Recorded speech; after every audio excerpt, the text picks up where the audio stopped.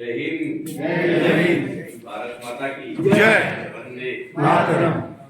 आज मला वाटतं आज ही सोरेगाव तालुक्याची जवळजवळ आता ही 7वी मीटिंग आहे आणि या मीटिंगसाठी ही मीटिंग सोरेगाव तालुक्याचे आदरणीय प्रांताधिकारी कुंभळे साहेब आणि आदरणीय तहसीलदार गोडे साहेब यांच्या सहकार्याने 7वी मीटिंग आज पार पडते.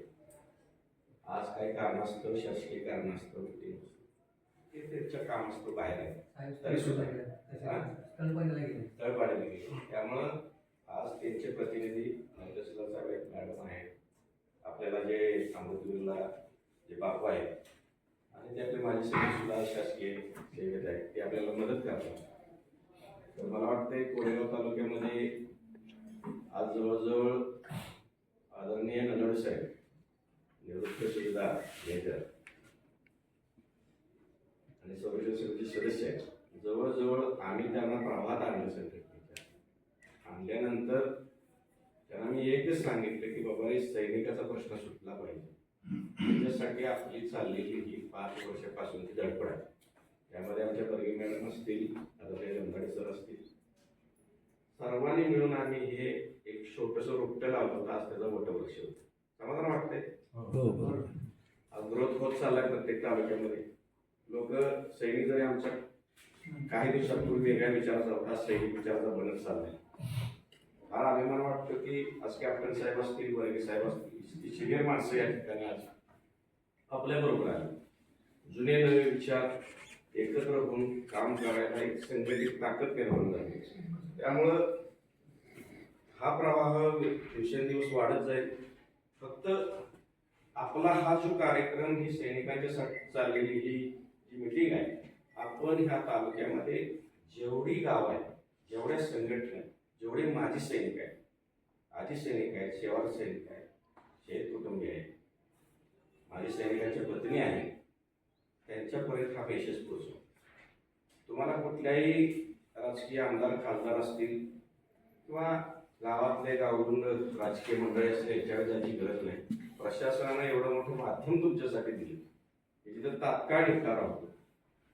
सैनिकांच्यासाठी आज संरक्षण समितीची स्थापना झालेली आहे, अमृतवीरची स्थापना आहे आणि हे फक्त सातारा जिल्ह्यातच चालू. त्याच्यासाठी फार कष्ट घेतले. माझ्याबरोबर माझे सहकारी रंधाडे साहेब असतील, वर्गे मॅडम असतील, सगळीच आदित्य गाडगे साहेब, सगळीच लोक जी माझ्यावर काम करत होती त्यांनी भरपूर आपलं स्वतःचा वेळ सगळं काढून आले. आणि परवा एक सळा सुद्धा होतो, भोसले साहेब होते आणि त्यांना सुद्धा कॅप्टन साहेबांनी सुद्धा त्यांची खरं सांगितली. अशा अनेक अडचणी त्यांच्याकडून साहेबांची केस होती, आता ती मिटलेली आहे. थोड्या दिवसात ते पण रुजू होती. त्यामुळे आपण एकत्र येणं काळाची गरज आहे. तुमचा प्रश्न कुठलाही राहणार नाही. नलवडे साहेबांनी सुद्धा सांगितलं. त्यासाठी तुम्हाला खमक्या माणूस नलवडे साहेब दिले. हे कोरेगावमध्ये प्रॉपर राहतात. त्यांना तुम्ही 24 तासात कधी फोन करा. तुमच्यासाठी पोलीस प्रशासन असेल, महसूल असेल, गुन्हे अभिलेख असेल, वन असेल, सगळ्या प्रशासनामध्ये ते यायला तयार आहे स्वतः देऊन. कारण का त्यांची दोन्ही मुलं सैन्यात आहेत. त्याला देश सेवेची समाजसेवेची आवड लागते. त्याशिवाय काम होत नाही. त्याला वेळ द्यावा लागतो. तर त्यासाठी तुम्ही लोकांनी पण तेवढं सहकार्य करा. अर्ज देत असताना आपला आर्मी नंबर लिहा, कुठल्या रँकवर तयार झाला आहे का, त्याच्यानंतर तुमचं नाव, गाव, माजी सैनिक, त्याचा मोबाईल नंबर लिहा की जेणेकरून तुम्हाला पत्र पाठवण्यापेक्षा त्या प्रशासनातला अधिकारी, त्या ऑफिसमधला अधिकारी तुम्हाला कॉल करून तुम्हाला विचार. कारण आपली पद्धत अवलंबली पाहिजे. आणि आपल्याला 40,000, 50,000, 60,000 पेन्शन मिळते. आपण याच तिथे बसून अर्ज द्यायचा असं नका. टायपिंग करा, त्याचे 4 प्रती करा. जे तुमच्या अडचणी आहेत त्याचे जे डॉक्युमेंट्स आहेत त्याला जोडा की त्याला काम करणं सोपं आहे. आज प्रशासनाला काम नाही का? आज भरपूर त्यांची काम आहे. भरपूर गाव आहेत तालुक्यामध्ये त्यांच्या, तर ते तुमच्यासाठी वेळ काढून येतात. तर तुमचा सुद्धा अर्ज त्या पद्धतीने आला पाहिजे. आपण इथं आला, सगळ्यांनी सहकार्य केलं. आज आपले प्रश्न जाणून घेतले. मॅडम आहेत, साहेब आहेत, त्यांचा स्टाफ आहेत, पूर्ण बापू आहेत. चांगलं काम चालू आहे. इथून पुढे पण चांगलं होईल. तुमच्या काय अडचणी असल्या आमचे जमदार साहेब जिल्हाध्यक्ष, बर्गे मॅडम महिला अध्यक्ष, नलवडे साहेब संरक्षण समिती आणि तालुक्याच्या पंचायत समितीचे अध्यक्ष, मी स्वतः.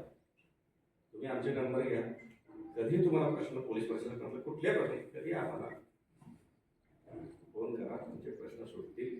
प्रशासनावर समोर साधून आपला हेका दाखवून आपण सैन्यात सेवा केली, डिसिप्लिन मध्ये राहिलो, हे फक्त करा. आणि आपण सर्व आला त्याबद्दल मी सर्वांचं मनापासून धन्यवाद देतो. आणि आता यानंतर गडसाहेब बोलताय.